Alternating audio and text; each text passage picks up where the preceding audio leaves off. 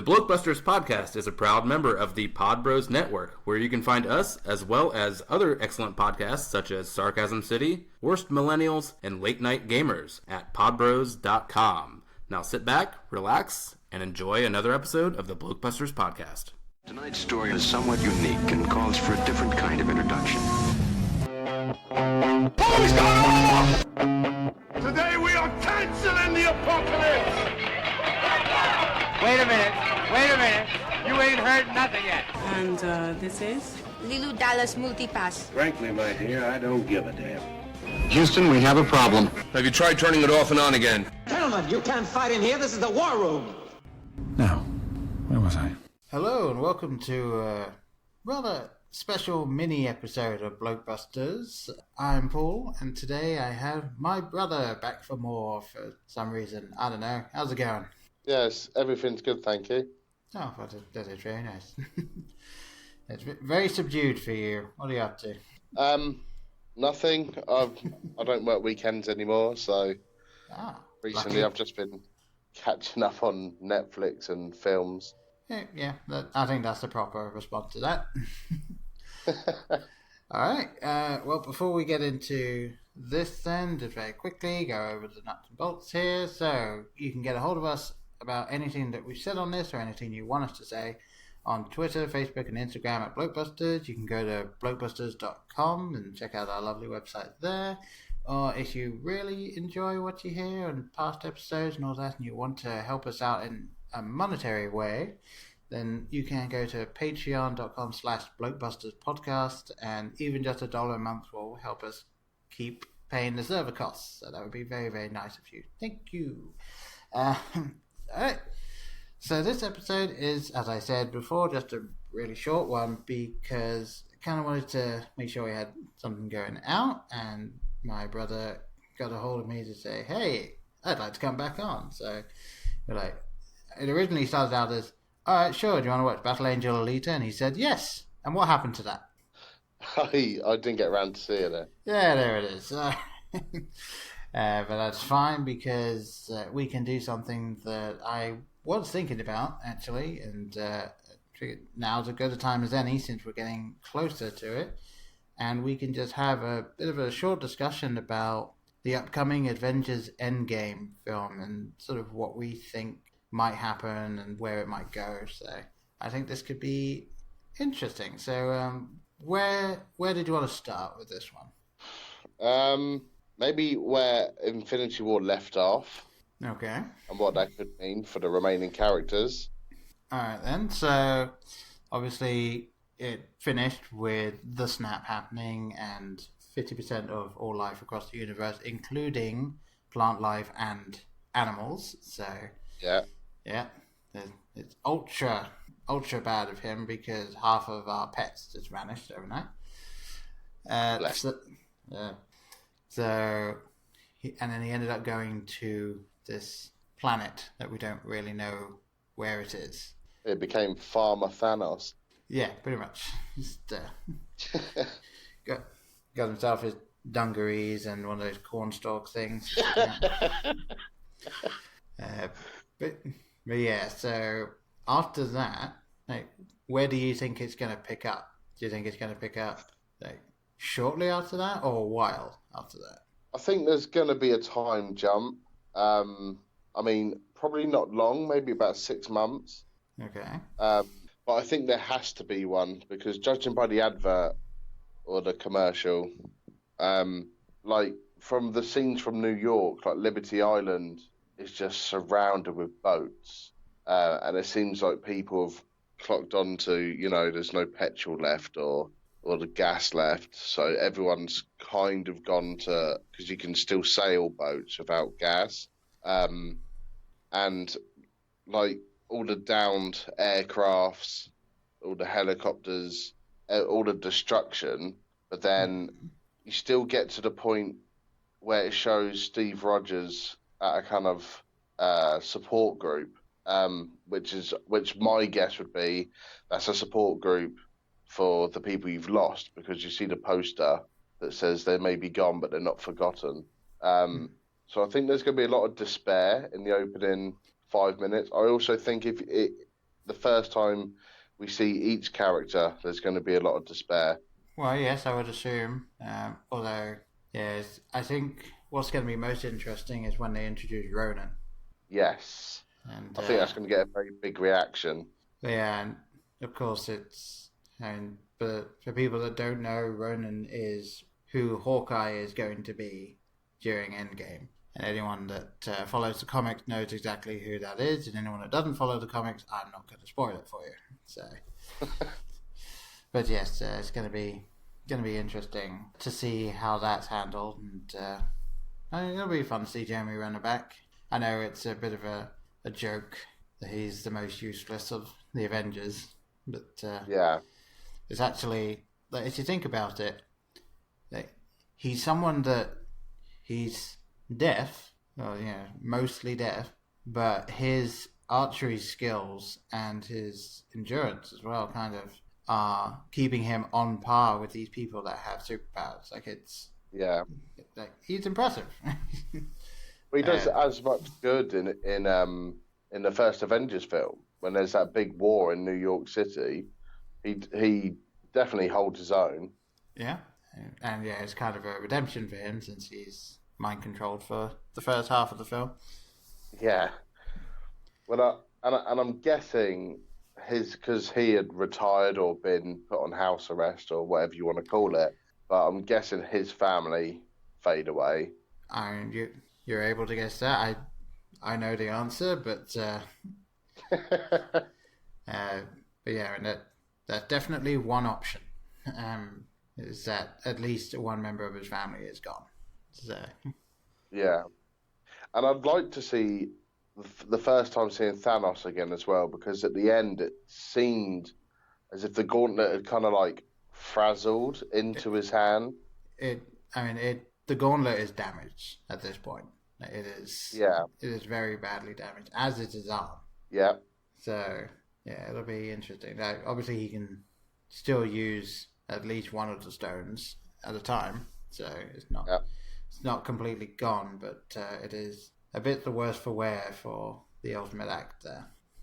And I mentioned the commercial earlier. Now, what are your thoughts? Because I know the Russo brothers, especially from the first film or Infinity War, they kind of built themselves a reputation from that film of altering the commercials as to what you see and what you get in the film. Oh yeah, which is good. I mean, yeah, it's very good. Yeah, and I also like when some films they put things in the trailer that aren't in the film. Yeah. So it's interesting. I mean, there are some things that are going to be in the film, such as when Ant-Man comes back. That's going to be in the film, pretty much as it is in the trailer. But the thing that I do like is that you quite clearly have only seen things from the first half hour of the film. Yeah. And that's good. One of the biggest problems I had with the first Avengers film and the trailer they put out for that was that they had a shot in the trailer of Hulk catching Iron Man in New York. So anyone that was watching the film that remembered the trailer at the point when he's going up into space, you can remember, well, the Hulk hasn't caught him yet. So that entire thing of, is he going to give himself up to go into space? Like, no, he's not. I mean, that's the act that he was doing, but he's not going to end up stuck there. So yeah, and obviously he did this time, but yeah, it's something that I think they managed to fix, and now they don't really show you much from the end anymore. Yes, and what I like as well is some of the stuff we saw in the Infinity War trailer was some stuff was like CGI'd out, like photo edited out. Yeah, and I was saying there's at least 2 clips where I think they're maybe hiding a character. Oh yeah, well there's you don't see Bruce Banner in the big battle scene. There's also that thing where they're all running through the forest. That doesn't happen. And Hulk there, yeah. So, you don't see Hulk at all. Well, I mean, you don't see Hulk in that, but you also, that specific shot, that doesn't happen in Infinity War. No. If you think about it, they're not running through the jungle. there's no point when they're all running through jungle. So I think that was just a look at all these characters type shot, which again is good. I like that they did that. Yeah. And I also like the theory of Loki still alive.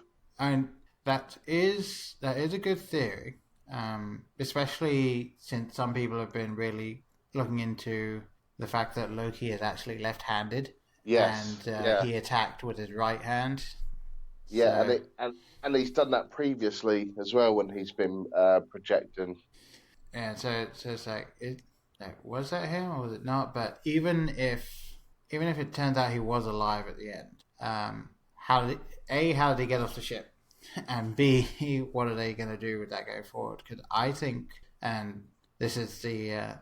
okay, at this point, it's speculation, but it's not necessarily speculation because it's kind of been confirmed. There's going to be time travel in Endgame. Yes. So I don't think Loki is actually still alive, like as of there, but I think he's going to come back. Yeah. So. I heard. Either that or there's going to be like sort of a retcon, but not really, if they fully planned this out thing where like you see that he did end up faking his own death, unless, and again, this is where you get into wibbly wobbly timey wimey stuff. It's like, does them going back in time create an alternate timeline, or does them going back in time fix the past or whatever? Yeah. Well, it's like, do they go back in time and do something which means that everything still happens the way it does, but it sets the stage for something else, and we get to see new things. So it's, and I'm fine with either, especially since if you follow the comics at all, alternate universes are everywhere. You can't get around them. You can't walk down the street without tripping over an alternate universe in the Marvel comics. So, I don't know which one I'd prefer. Because I think I think I would prefer for them to go back and set things in motion that will enable them in the present to fix things. But I think they're going to go with the alternate timeline. I sadly think that's the case as well. Because from a theory that I've heard, each Avenger in each group of Avengers in each alternate universe will hold a stone, and then just like in Guardians of the Galaxy, they're all harnessing all these however many number of stones in parallel universes all at the same time. To then, like in Galaxy of the Guardians of the Galaxy, when they all hold it and they're all like holding on to each other, they kind of harness the power. Right. But I think that would just be too confusing for just a person that wants to, because they're culminating the end of 10 years of these films all building up to it. I think to just bring in, we're in this dimension, we're in this universe. I think to bring in too many of those would just be not ruining it, but kind of like a cheap way out, like in the Lord of the Rings when the ghost ship turns up or the ghost army turn up. Well, that is in the books. I mean, I can't... You can't really blame them for that. If they hadn't put that in, then... No, I completely understand that, but you don't... If you do that, show us a couple of them. We don't need to go into each Avenger goes into a different one and it follows them throughout what they're doing. Well, I don't think that's the way they'll go with it. Just because, like you said, it is a little bit too convoluted, unless they end up figuring out a really good thematic way of showing it. But I think they would probably rather focus on like the Avengers trying to come together to, I mean, especially with time travel going on, I think they're going to be just really trying to set the stage for ultimately just a reversal rather than trying to gather all the stones. I think, I mean, if you follow the comics, which the films haven't been doing to a T, so there's certain things that are very different. In the comics, where they went is Nebula is the one that undoes it. Yes, and they've kind of followed slightly the whole thing of Thanos torturing Nebula, and Yeah. then she ends up breaking free and reversing it. But they've clearly gone off the map for that, especially since in the comic he basically turns her into.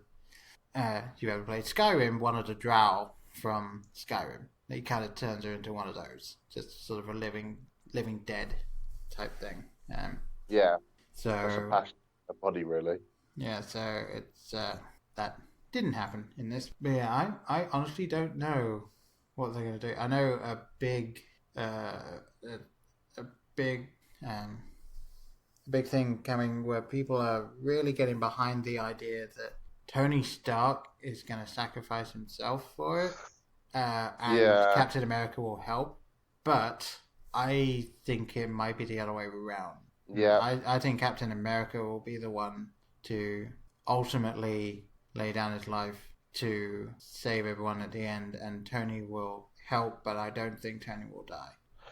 I mean, I could see them both going, because this whole, like, you know, they don't like each other, they've been pitted against each other, they come together, and they're the best, they bring out the best of each other during, like, a mission together or whatever, but then, in the end, I think, I don't know, I could see them both going. Then you hear these rumours that Thor might be going. But I do think that the original Avengers will pretty much all be done. They might not all die, but they're all done. But they'll pass the torch. Yeah. Well, I mean, obviously in the comics, Thor lost the right to Mjolnir. Mjolnir is no longer a thing, but so he lost the right with to time travel. It. Yeah, exactly. If time travel would come back, and we know Vision can hold it. Yes, he can. Though we'd have to get Vision back in the first place. Although I think that you saw Shuri at the end, like she finished what she was doing. So I think Vision backed up somewhere. I also have a sneaking suspicion, and I really want to see this scene where she is in Wakanda with Tony and with Bruce all working in a lab, either on a suit, because I'm backing her to be the next Iron Man. That is possible. The thing is, I think the Russo brothers confirmed that she ended up dusting away at the end. Oh, really? Yeah, I think she's gone. Damn it. Damn it, I really wanted that scene where they're all working together. But I also want them to recreate Vision, but if they're going to use time travel and, you know, Thor can now access the, what's it called? The bit where he can, like, teleport to, like, different planets. The Bifrost. Thor can now access the Bifrost. So I really want to see them recreate Vision, but not with the stone that he had in there, but maybe with the red one. What's the Reality Stone? Yes, the Reality Stone. And I think that would make Vision more powerful. I'm not 100% sure about that. I mean, I could see it maybe with the Soul Stone. I could see that coming in because he's obviously a very empathic character. Because I know in the advert, and I know it's Huck, you can't really tell from, like, because they like showing you the little, like, 2 second clips or the 1 second clip. But there's a clip of Hawkeye or Ronan, and he's staring at something, and he is lit up all red, and it looks like he stood in, like, a crash kind of wreckage bit. Well, yeah. Although, depending on what happens, because there's all of these things about how does Iron Man get back, and it's like, does he end up getting on the Milano, and then maybe they crash down to Earth, or does something else end up just coming to save him? It's like, how... Like, well, I know you see that bit where him and Nebula are, like, working together, and she's taking, like, parts out of her hand, and he's making work in what looks to be the Guardian ship, because obviously that's where they're floating in the other advert when he's leaving a message for Pepper Potts. Yeah, and he's inside the Milano there, so it's like... Yeah. But then what comes to save him? In the comics, Pepper becomes rescue, or like she gets a rescue. She builds like a rescue suit. Something like that. It's been quite a while since I've I've looked into that. I'm not the best person to ask about that. But what I also love about this is that all of it is speculation and theories. Oh, yeah. That nothing has come out. The advert gives nothing away, and like you said, it's probably all within the first half an hour. Oh yeah, definitely. I mean, I think again, another big fan theory is that it's Captain Marvel that rescued Iron Man. But how? how does that happen? Exactly. I mean, the one thing that you know for a fact is that Tony Stark doesn't die on the Milano, because we, from on-set photos and stuff like that, we know that he's in another scene and he's with another character. The end of the commercial or advert, when they're all walking in the line, I'm pretty sure he's at the front or he's the second one. I'm not sure about that. I'd have to go back and check, but I don't think he's there. But it's like just based on on-set photos, and I'm not going to say who with or anything like that, because just because I've seen them doesn't mean everyone else has. I think I know the one you're talking about. Yeah, he's talking. He appears to be talking to, or at least in the near vicinity of another character, and there's no way that could be the case if he's still stuck on the Milano. So so I mean, we kind of touched on this a little bit, but who do you think is going to survive the end of Endgame? Black Panther. Yeah. I mean, let's not bother with the characters that have another film coming out. Yeah. It's really tough because again, Black Widow doesn't really have a power. No, and they also haven't touched on, in the comics, Black Widow is 70. She looks like she does in the MCU, but she is 70 because she has been taking a slightly different version of the super soldier serum that Captain America has. Oh, okay. So literally never really. Yeah, and it's something where, like, based on her upbringing, she was given this thing, and so now she's just aging really, really slowly. Yeah. Well, surviving. So I think the whole new age are going to still be there. So you got Bucky, who could easily become the next Captain America. It's like I think each one has someone to step into their role. Apart from Iron Man, but like I said earlier, I'd like Shuri to eventually be Iron Man. But then I don't know, and I really want Thor to live, but just because you like Chris Hemsworth, or no, I like his Thor, and from the first film, the progression to Ragnarok and then Infinity War, where he is right now, is the peak. I think you could get when he comes but that's back, the problem. That's I know.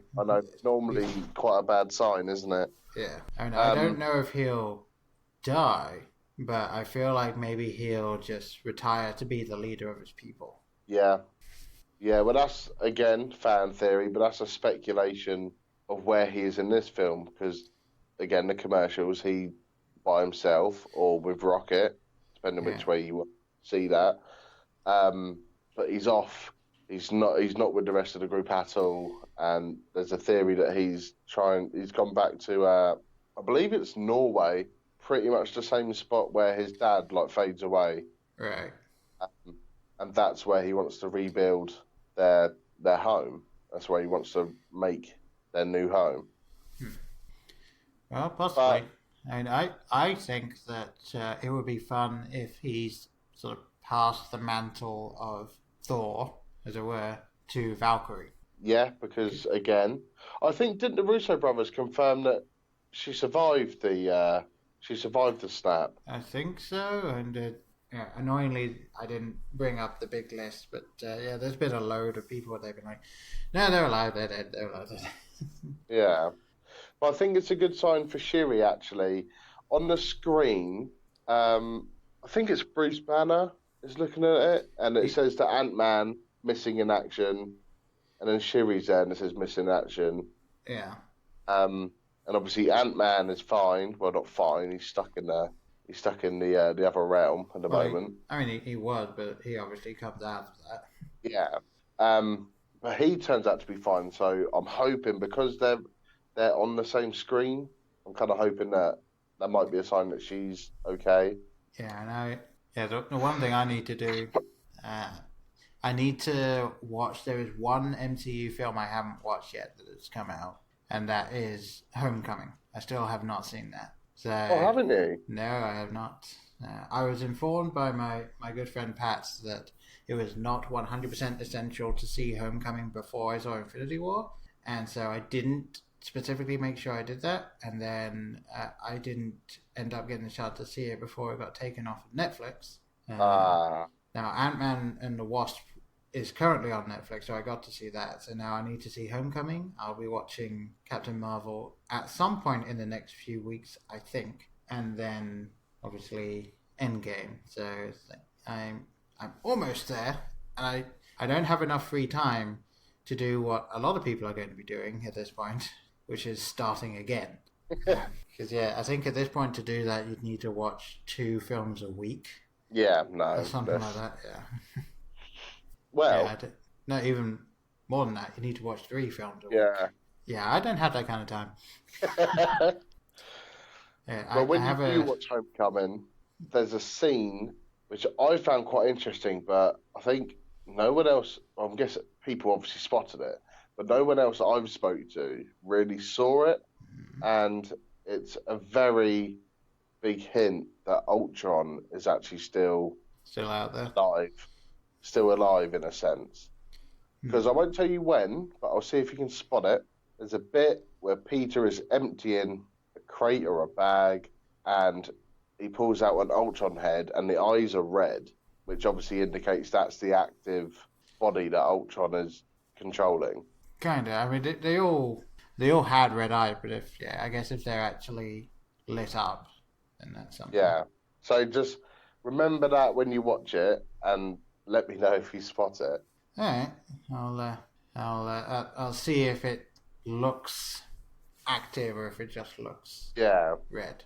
I mean, it could just be the old red eye coming back in. As I don't know if you recall in the old school pictures before we had really good cameras, everyone had red eye, and you had to have the yeah.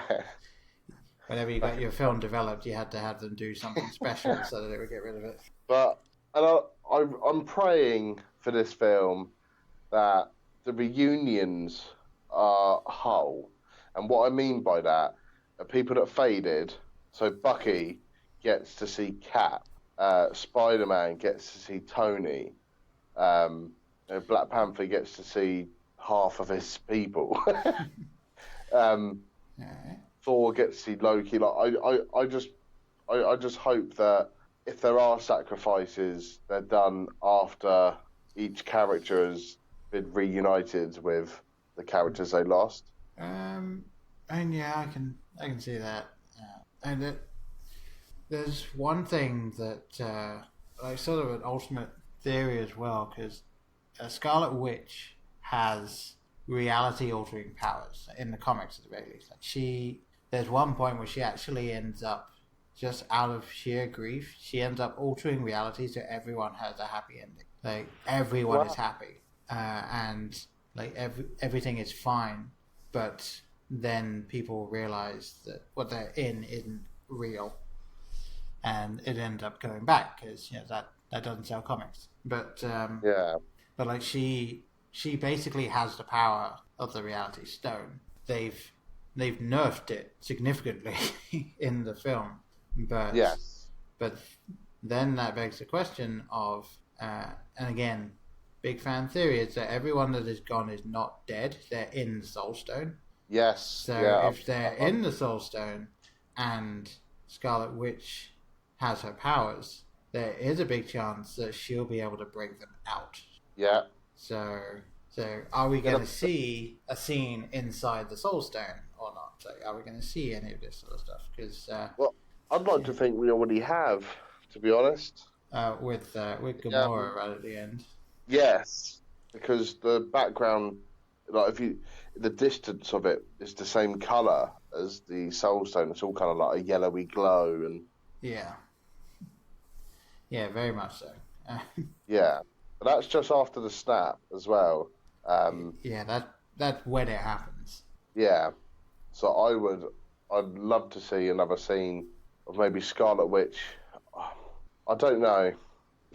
Yeah, that's the thing. It's like, I feel like there's going to be a problem with the Soul Stone as it goes on, and also it'll be interesting because again, fan theory, but when I rewatched Infinity War, I had a look at it. So when when Doctor Strange is using the Time Stone, the glyphs are on his left arm, and he uses that to turn and to do all the stuff to it. From the moment he takes the Time Stone back and gives it to Thanos, you never see his left arm.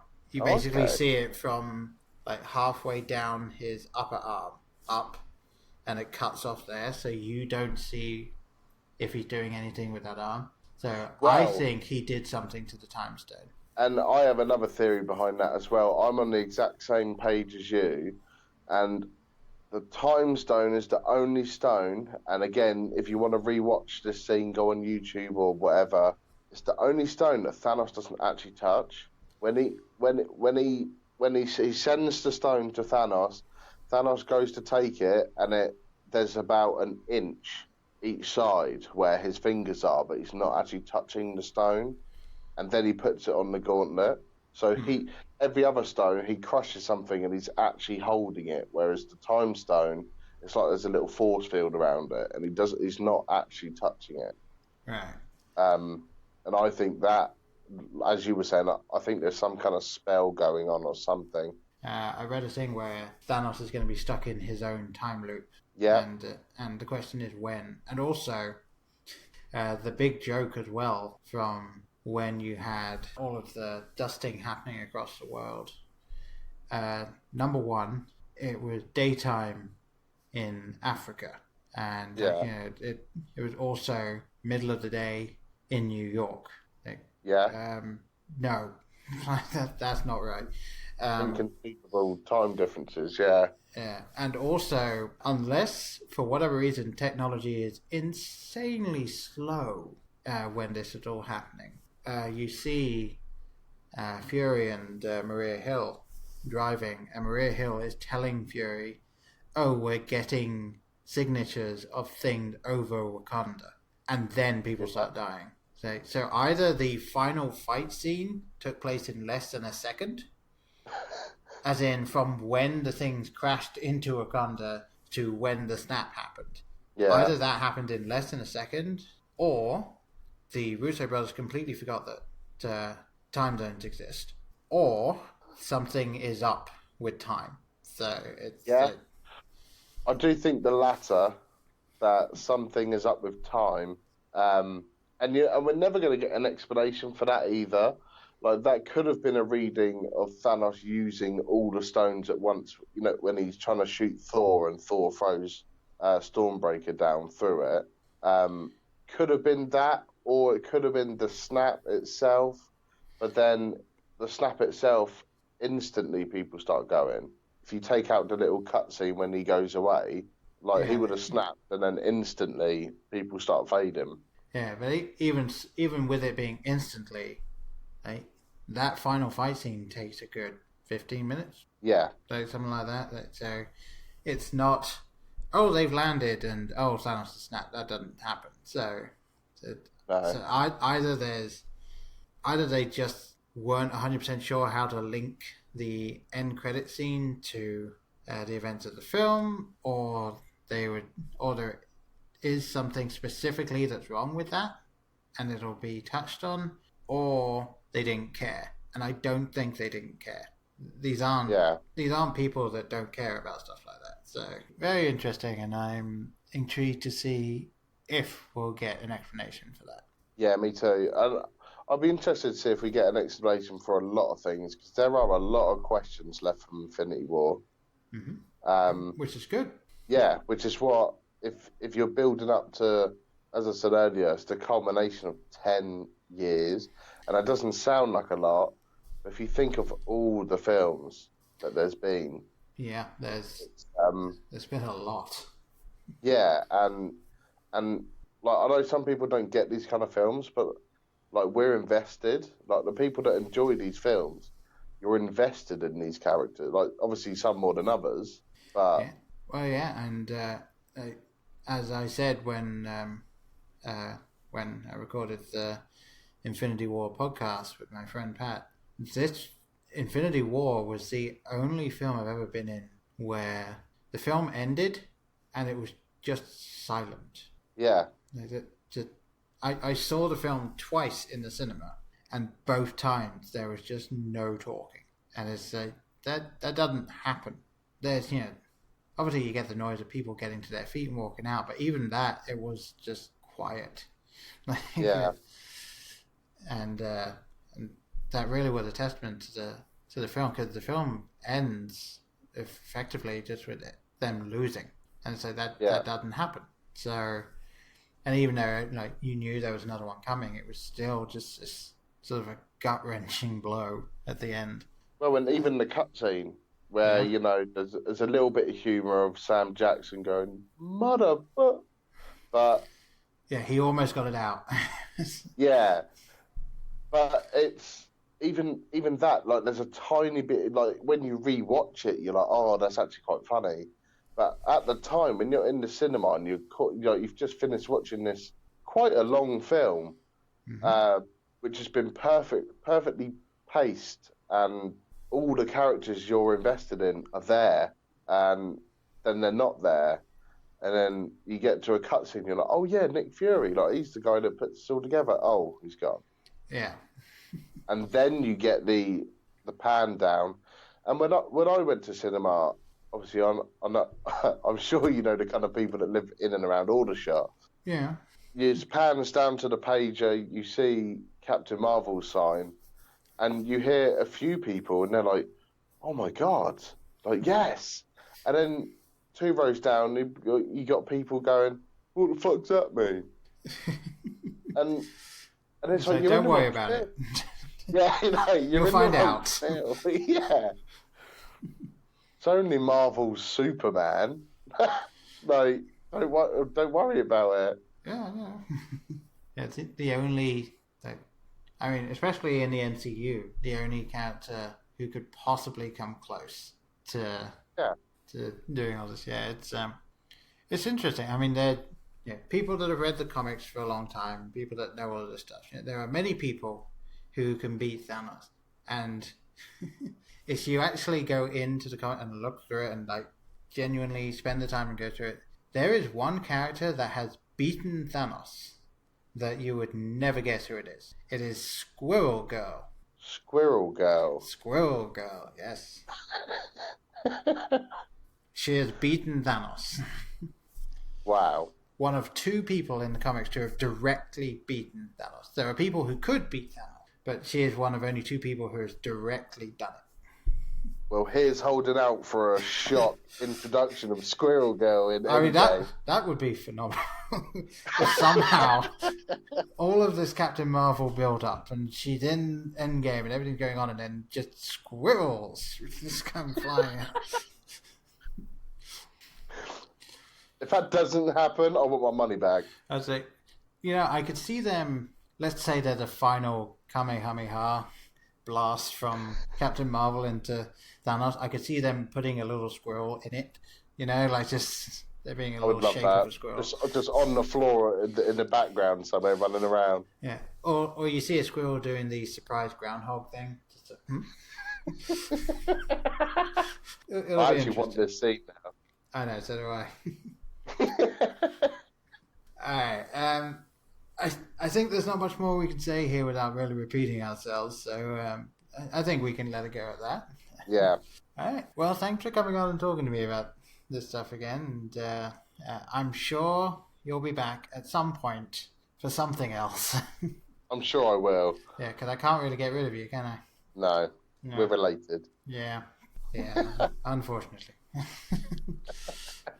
Alright, again, thanks for coming on, and as I said at the beginning, if anyone wants to get a hold of us for anything that was said on this episode or any others or anything like that, Facebook, Twitter, and Instagram, BlokeBusters, just give it a look. We're on there. And I try very hard to make sure that I get back to anyone that contacts us. So if you want to email us for a lot longer form stuff, it's theblokes@blokebusters.com. So we will get that. And hopefully the next episode will be out fairly soon.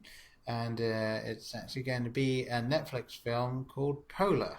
So look out for that. And I'll be having a guest on who's been on a few times, and I think you guys will enjoy it. So until then, I think that's all from us. So I've been Paul. I've been Alex. And see you next time. Bye. In case I don't see you, good afternoon, good evening, and good night. Hang on a minute, lads. I've got a great idea. Louis, I think this is the beginning of a beautiful friendship. You're still here? It's over. Go home. Go.